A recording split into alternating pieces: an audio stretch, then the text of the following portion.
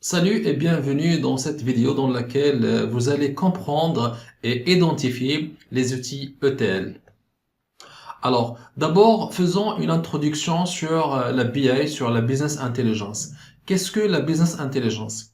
Donc, la Business Intelligence ou l'informatique décisionnelle est l'ensemble des outils, moyens et méthodes permettant de collecter, d'intégrer, de distribuer et de restituer les informations en vue d'offrir une prise d'aide à la décision.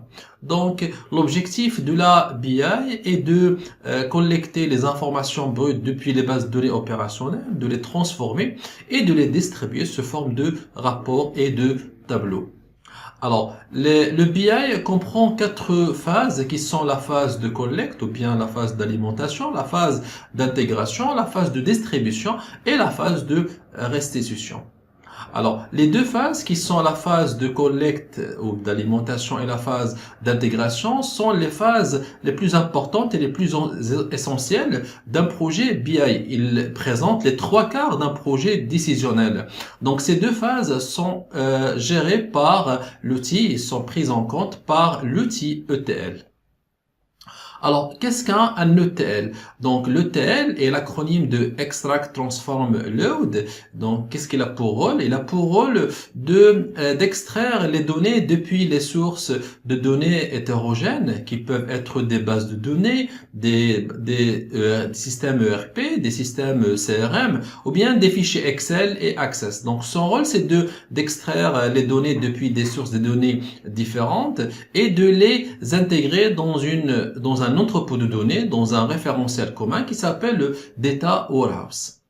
Alors, l'ETL, il assure trois fonctions qui sont l'extraction des données, la transformation des données et le chargement. Alors, en ce qui concerne la première étape, l'extraction des données, c'est-à-dire l'extract, donc de quoi s'agit-il ici? Alors, l'ETL ici se charge de récupérer toutes les données nécessaires depuis les différentes sources de stockage, comme je viens de dire, les SGBD, ERP, CRM, les fichiers plats, etc.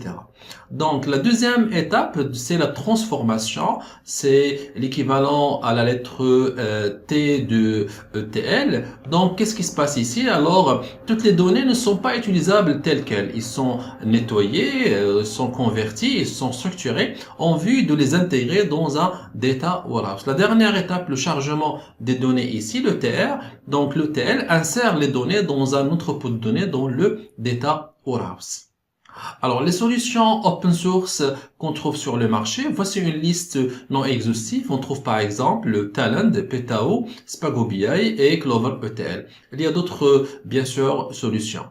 Donc, voilà en ce qui concerne les outils ETL. Donc, merci de regarder cette vidéo. Si vous avez des questions ou des suggestions, laissez-moi un commentaire, je le lirai et je répondrai. Merci encore une fois et je vous dis excellente journée.